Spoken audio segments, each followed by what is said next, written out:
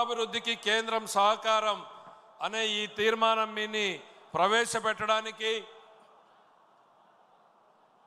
రాష్ట్రంలో ఏ రకంగా జరుగుతోంది అని చెప్పడానికి రాజకీయాల పట్ల ఆలోచన కూడా చేయనటువంటి వ్యక్తి, రాజకీయాల్లో ఉంటాను అని ఎప్పుడు కూడా అనుకోనటువంటి వ్యక్తి, అమెరికాలో ఒక మంచి స్టార్టప్ కంపెనీ పెట్టి అత్యున్నత స్థితికి ఎదిగినటువంటి వ్యక్తి, సుఖవంతమైనటువంటి జీవనాన్ని గడుపుతున్నటువంటి వ్యక్తి, కేవలం గత 5 ఏళ్లలో ఈ రాష్ట్రంలో జరిగినటువంటి సంఘటనలు ఒకవైపు, మరోవైపు చంద్రబాబు గారి పాలన పట్ల ఆకర్షితులైనటువంటి వ్యక్తి. ఆయన నాయకత్వం ఈ రాష్ట్రానికి ఎంత అవసరమో అనేటువంటిది తెలుసుకున్నటువంటి వ్యక్తిగా ఆయన ఈ రాష్ట్ర రాజకీయాల్లోకి రావాలి అని వచ్చినటువంటి వ్యక్తి. ఆయనే మన కేంద్ర శాఖ మంత్రులు శ్రీ పెమ్మసాని చంద్రశేఖర్ గారు. వారిని రావాల్సిందిగా, ఈ తీర్మానాన్ని ప్రవేశపెట్టవలసిందిగా సగౌరవంగా ఆహ్వానిస్తున్నాం.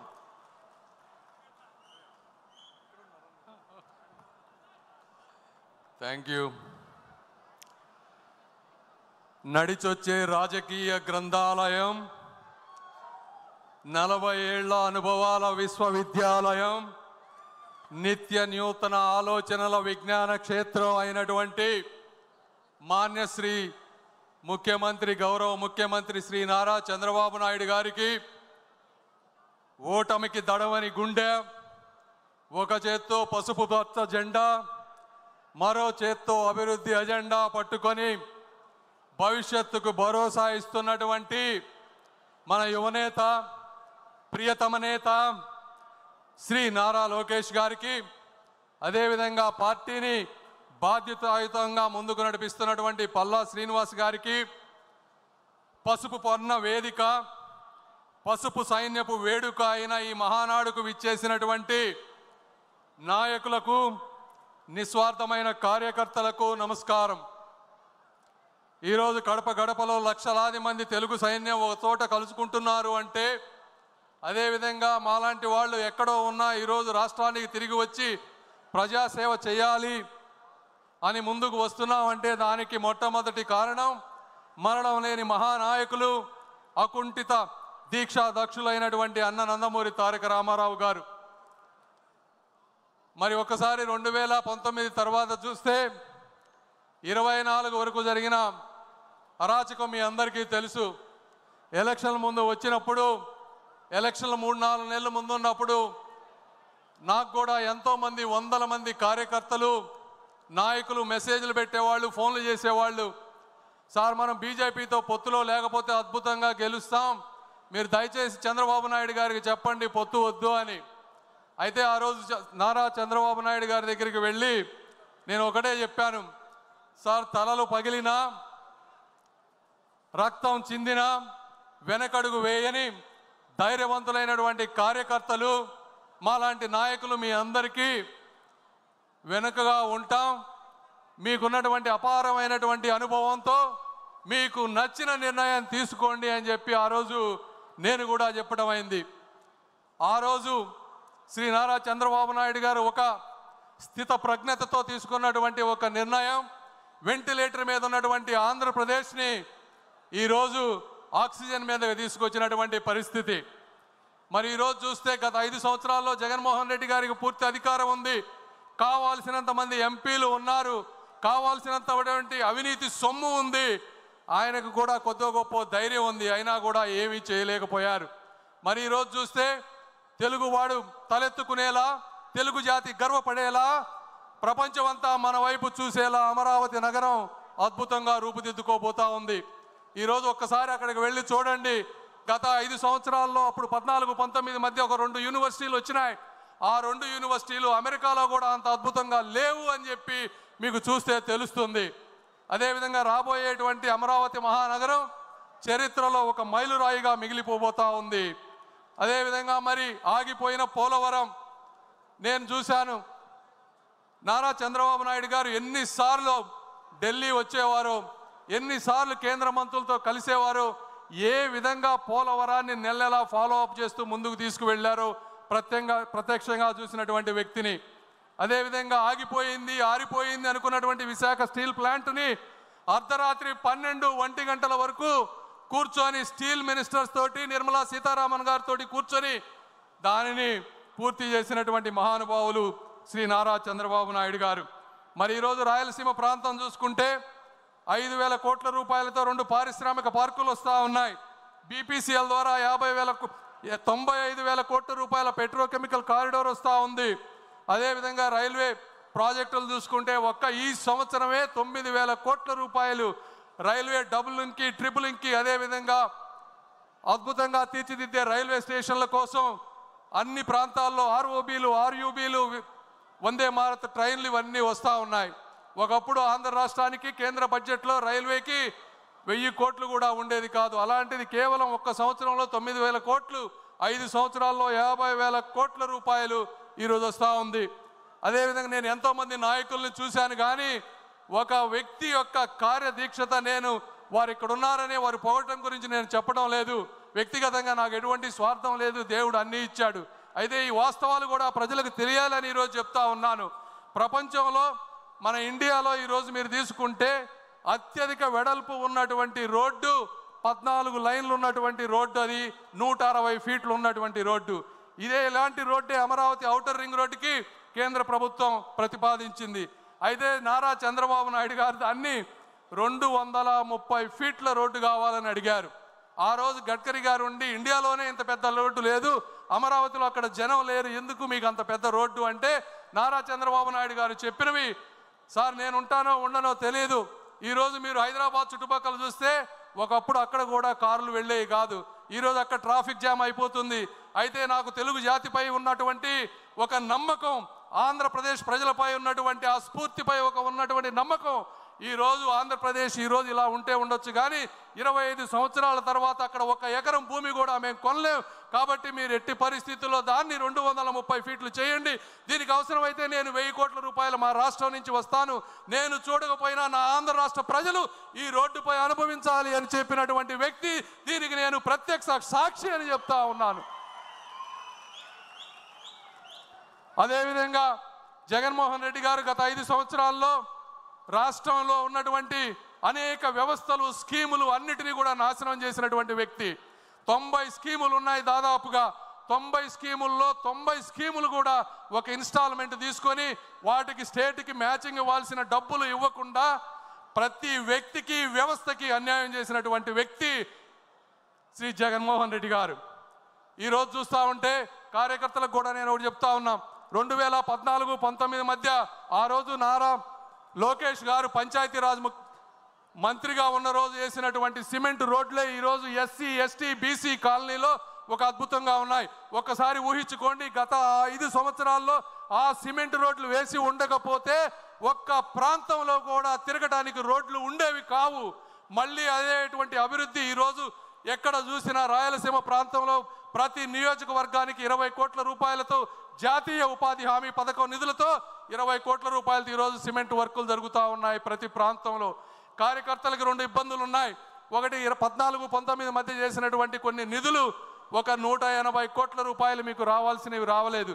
దీనికి కారణం ఆ రోజు జగన్మోహన్ రెడ్డి గారు 30% వర్క్స్ తెలుగుదేశం పార్టీ నాయకులవి వీరు పనులు చేసినా చేయలేదు అని చెప్పి సెంట్రల్ గవర్నమెంట్లో కంప్లీట్గా మూసివేస్తే అవి ఈరోజు తెరవలేని పరిస్థితిలో ఉన్నాం. ఆ 180 కోట్లు కూడా తీసుకొచ్చే బాధ్యత మేము తీసుకుంటాం. అయితే కేంద్రం ఏమన్నా ఇస్తుందేమోనని మొదటగా ప్రయత్నం చేస్తున్నాం. కేంద్రం ఇవ్వని రోజు రాష్ట్ర ప్రభుత్వం ఆ 180 కోట్లు ఇస్తుంది. అదేవిధంగా ఈరోజు 2,000 కోట్ల రూపాయలు నిధులు మన జాతీయ ఉపాధి హామీలో పెండింగ్ పనులు ఉన్నాయి. నేను ఇక్కడున్నా కూడా నిన్న ఫాలో అప్ చేస్తూ ఉన్నాం. రాత్రే దానికి కన్ఫర్మేషన్ వచ్చింది. ఆ 2,000 కోట్ల రూపాయలు కూడా వచ్చే వారం 10 రోజుల్లో మీ అందరికీ వస్తున్నాయని చెప్పి మీ అందరికీ నేను తెలియజేస్తూ ఉన్నా. అదేవిధంగా ఈరోజు ఎక్కడ చూసినా ఏ పల్లెకు చూసినా ప్రతి వ్యక్తి దాహంతో గొంతెత్తేటువంటి పరిస్థితి. ఈ పరిస్థితిని గుర్తించినటువంటి శ్రీ నరేంద్ర మోదీ గారు అద్భుతమైనటువంటి జల్ జీవన్ మిషన్ని 20,000 కోట్ల రూపాయలతో ఆంధ్రప్రదేశ్కి ఇచ్చారు. అందులో కేంద్ర భాగం 14,000 కోట్లు, రాష్ట్ర భాగం 6,000 కోట్లు. ఇది జగన్మోహన్ రెడ్డి గారి పరిపాలనలో వచ్చింది. అయితే కేవలం జగన్మోహన్ రెడ్డి గారు 2,000 కోట్ల రూపాయలు మాత్రమే ఖర్చు పెట్టి 12,000 కోట్ల రూపాయలు నిరుపయోగంగా చేసి ఈరోజు ప్రతి ఇంటికి నీరు వచ్చే విధాన్ని రాకుండా చేసినటువంటి వ్యక్తి. ఆ స్కీమ్ కూడా ఈ 26కి ఎండ్ అయిపోతుంది. శ్రీ నారా చంద్రబాబు నాయుడు గారు వచ్చే ప్రతి మినిస్ట్రీ జలశక్తి మినిస్టర్తో ఈరోజు మాట్లాడుతూ ఉన్నారంటే ఎందుకు కలుస్తున్నారు అంటే ఆ స్కీమ్ను ఇంకొక 5 సంవత్సరాలు ముందుకు తీసుకువెళ్తే మళ్ళీ మనం ఏదో విధంగా 6,000 కోట్ల రూపాయలు మ్యాచింగ్ చేసి 20,000 కోట్ల రూపాయలతో ప్రతి ఇంటికి ఇక జీవితంలో నీటి సమస్య లేకుండా, నీటి సమస్య లేవటం అంటే కేవలం ఒక బోరు వేసి నీళ్లు వేయటం కాదు, ఎక్కడెక్కడ నదులు ఉన్నాయో తరతరాలు మారినా కూడా నీటి ప్రవాహం తగ్గదో అలాంటి వాటి నుంచి సస్టైనబుల్ వాటర్ నుంచి ఆ ప్రాంతాల నుంచి పైప్ లైన్లు వేసి పేదలకి ఎప్పుడు నీరు సమస్య లేకుండా చేయటంలో ఆయన నిరంతరం కృషి చేస్తూ ఉన్నారు. దానికి కూడా నేను సాక్షి అని మీ అందరికీ తెలియజేస్తా ఉన్నా. ఈరోజు అదేవిధంగా అర్బన్ ప్రాంతాల్లో కూడా నీటి సమస్య ఉంది, పట్టణాలు పెరిగిపోతూ ఉన్నాయి. ఇలాంటి పథకం ఒకటి అమృత్ స్కీమ్ అని సెంట్రల్ గవర్నమెంట్లో ఉంది. సెంట్రల్ గవర్నమెంట్ స్కీమ్కి మళ్ళీ కావాలంటే స్టేట్ గవర్నమెంట్ నుంచి ఒక 50-60% నిధులు కావాలి. ఎందుకంటే అర్బన్లో ఎక్కువ ఇవ్వరు సెంట్రల్ గవర్నమెంట్, రాష్ట్రం దగ్గర డబ్బులు లేవు. అయినప్పటికీ కూడా ఈ అమృత్ స్కీమ్ ద్వారా చంద్రబాబు నాయుడు గారు 9,000 కోట్ల రూపాయలు ఈరోజు ప్రతి మున్సిపాలిటీకి వచ్చే విధంగా చేశారు.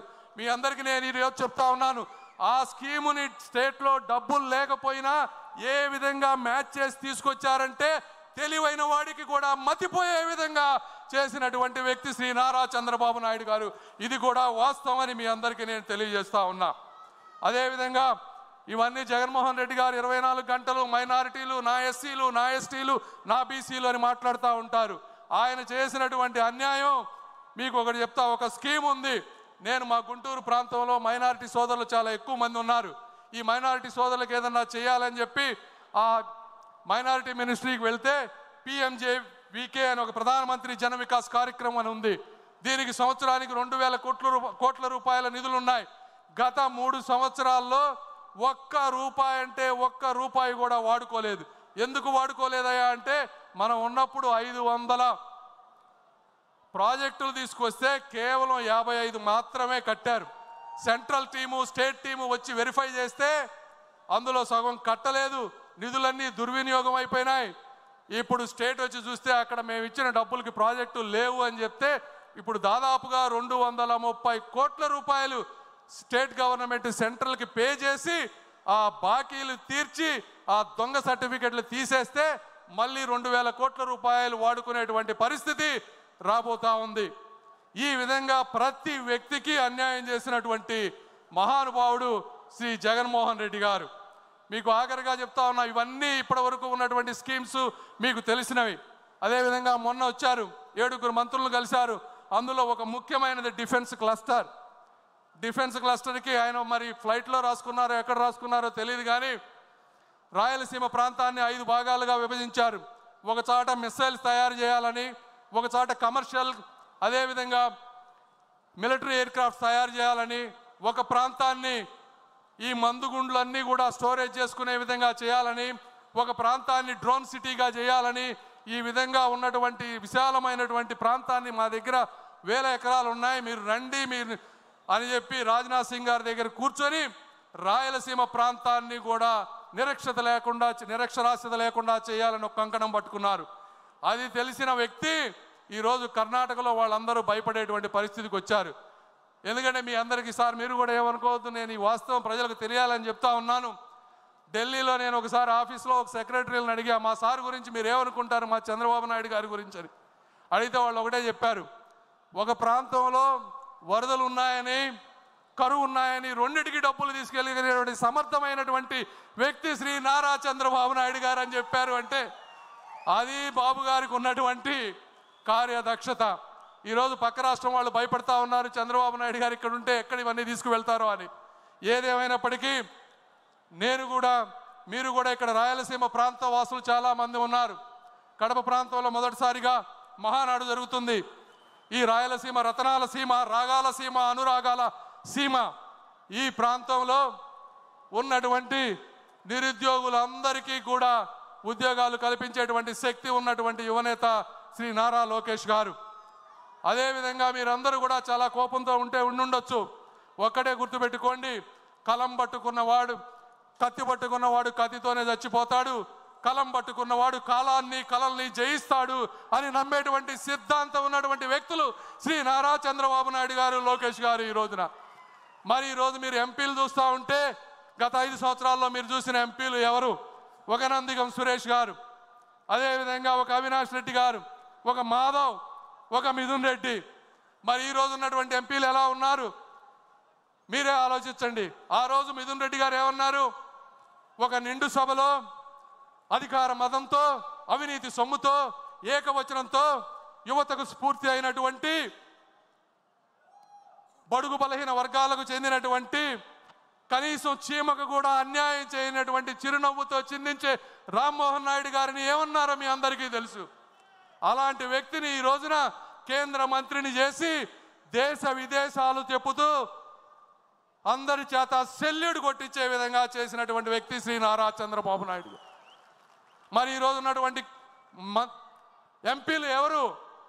ఒక దగ్గుమళ్ళ ప్రసాదరావు గారు, ఒక కృష్ణప్రసాద్ గారు, ఒక బైరెడ్డి శబరి గారు. ఇలాంటి గొప్ప గొప్ప చదువుకున్న వ్యక్తులందరినీ కూడా రాజకీయాల్లో తీసుకొచ్చారు. వీళ్ళందరూ అక్కడ ఉన్నటువంటి ఎంపీలందరికీ జగన్మోహన్ రెడ్డి గారు మైన్స్ అప్పచెప్పారు, మందు అప్పచెప్పారు. బాబు గారు ఏం అప్పచెప్పారో తెలుసా? ఒక్కొక్కరికి ఒక డిపార్ట్మెంట్ అప్పచెప్పారు. నువ్వు శిశు సంక్షేమ శాఖ చూసుకో అన్నారు. ఒకరికి పోర్టులు చూసుకోమని చెప్పారు. వీళ్ళు ఆ స్కీములన్నీ చదివి వస్తే బాబు గారు వస్తున్నారంటే భయపడేటువంటి పరిస్థితికి తీసుకొచ్చినటువంటి వ్యక్తి నారా చంద్రబాబు నాయుడు గారు. అదేవిధంగా మీరు ఈరోజు చూస్తే ఎంపీలు అందరూ, మిథున్ రెడ్డి గారు కోర్టుల చుట్టూ తిరుగుతూ ఉన్నారు అడ్వాన్స్డ్ బెయిల్ గురించి. మన ఎంపీలు ఎక్కడ తిరుగుతున్నారు? దేశ విదేశాల్లో దేశ ప్రతిష్ట పెంపొందిస్తూ మన ప్రదేశంపై పాకిస్తాన్ చేసేటువంటి అరాచకాలని చెప్తూ ఈరోజు లావు శ్రీకృష్ణదేవరాయలు గారు, ఒక బైరెడ్డి శబరి గారు, ఇలా బాలయోగి గారి అబ్బాయి అందరూ ఈరోజు ప్రపంచ దేశాలు తిరుగుతూ ఉన్నారు. ఇది కార్యకర్తలు కానీ నాయకులు కానీ అందరూ కూడా గుర్తుంచుకోవాల్సినటువంటి విషయం. ఆఖరిగా జగన్మోహన్ రెడ్డి గారు ఈ ప్రాంత వాసి కాబట్టి నేను అందరికీ ఒకటే చెప్పదలుచుకున్నా. చంద్రబాబు నాయుడు గారిది కానీ తెలుగుదేశం పార్టీ కార్యకర్తలకు కానీ నాయకుల సహనాన్ని కానీ మీరు పరీక్షించవద్దు. తరం మారింది, స్వరం మారింది, చరిత్ర మారబోతోంది అని మీరు అందరూ గుర్తుపెట్టుకోవాలని ఈ ఆంధ్రప్రదేశ్ చరిత్ర సువర్ణాక్షరాల్లో మిగిలిపోయే విధంగా మా అణువణువు కష్టపడతామని తెలుగు జాతి ఇచ్చినటువంటి అవకాశాన్ని, శ్రీ నారా చంద్రబాబు నాయుడు గారు ఇచ్చినటువంటి అవకాశాన్ని, అన్న నందమూరి తారక రామారావు గారి ఆశయాల్ని ఎప్పుడు మోసం చేయమని, స్వార్థ ప్రయోజనాలకు వాడుకోమని తెలియజేస్తూ అశేష ప్రజానీకానికి నమస్కారాలు తెలుపుకుంటూ సెలవు తీసుకున్నాను. జై తెలుగుదేశం.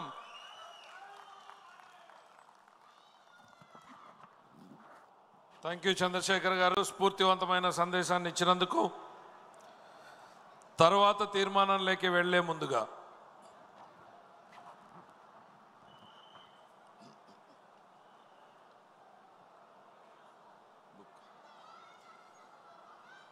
తీర్మానం